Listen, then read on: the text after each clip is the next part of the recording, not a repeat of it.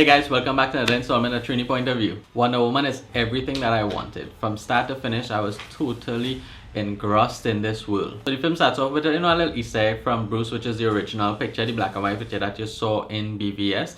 And there it kind of sparks like the memories of World War and what she went through. And man, that jumped us straight into Themyscira. And wow, what an epic island, what epic scenery, the colors, everything about it is beyond.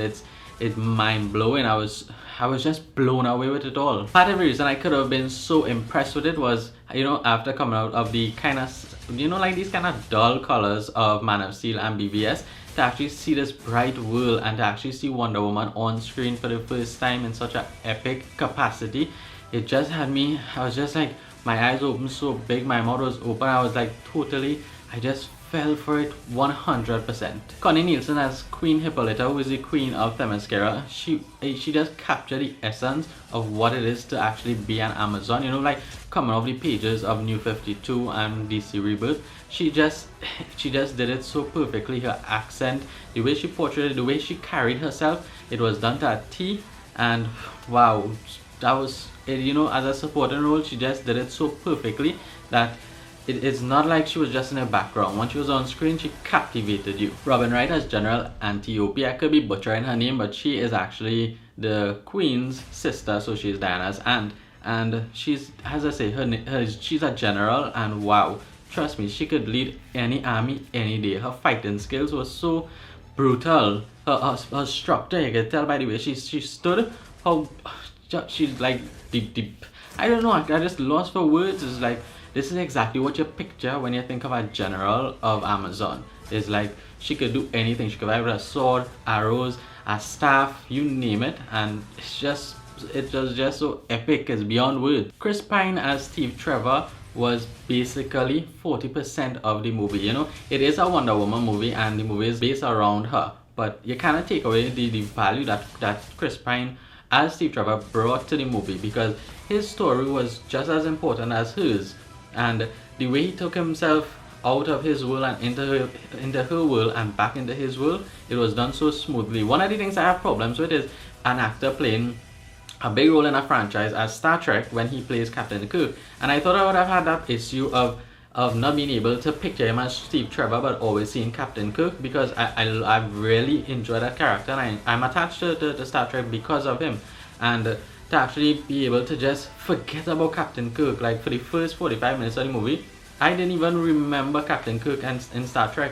It's only coming out in the second half. I was like, wait, I forgot this dude is actually a big name star in another franchise. Now for Wonder Woman herself, Gal Gadot, and it is just so perfect. She did this role in such an elegant way. One of the words I would put towards her is naive, because you can tell her naivety when it comes to not understanding the real world. Like she's still thinking Themyscira throughout the movie, and as the movie progresses, she's exposed a little more of the real world.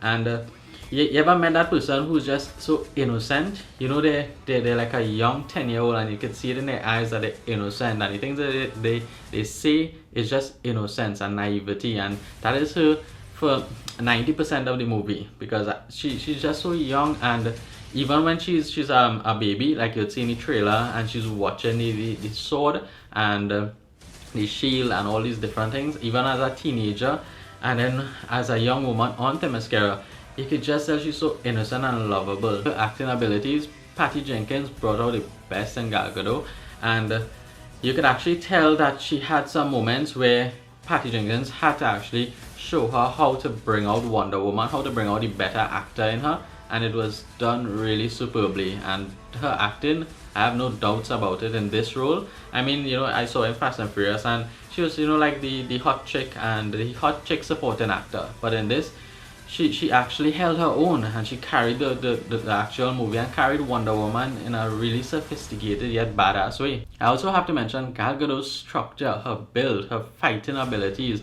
and everything that I saw leading up to the movie. They show like these little snippets on all those late night shows where she's learning to fight and all these things. Trust me, those things come into play, and you could tell she's really good at what she does. The cinematography in this movie and also the CGI. Now, obviously, for those of you who don't know, Wonder Woman is not real, okay? So the CGI is really heavy, and it's done really well though. Patty Jenkins, her vision, it came to life, and there really weren't much errors. You know, I saw it in 3D, which I'm not really a fan of, and she actually got you stuck into the movie, and the CGI was really good. There were one or two little pieces where, yeah, you might say, well, you could tell, you know, there's a green screen here or there, but it was still done so well that you can't complain. I thought the pacing of the movie was really well done. There were a couple scenes that slowed down, and you actually got the characters themselves to be fleshed out, and that is where the actual emotion came into it. Like, there was this one scene where Diana and Trevor was on a boat, and they were having the talk about, you know, like sex, basically the birds and the bees of the real world, not Themyscira.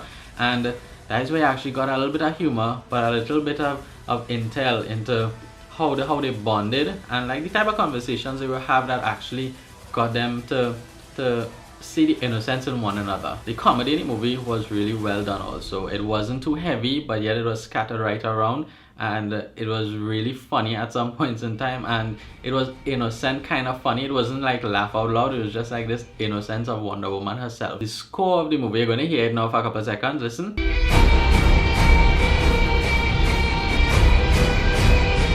Right, so the score in this movie was used really well. It's a powerful score, and it wasn't just scattered onto every action scene from start to finish. They actually used it really well in specific scenes, and it gave you that kind of epicness. I use the word epicness a good bit in this review, and people know I'm not a fan of that word on the whole because it's so overused in Trinidad, but this movie gave you the feeling of epicness. Now, my biggest takeaway from this movie is going to be the emotional points. There was this one scene where they were actually in the trenches, and around them was a huge battlefield, and Steve Trevor told her, well, you know, this is no man's land. You can't go across there. This is the actual battlefield. This is the battlefront.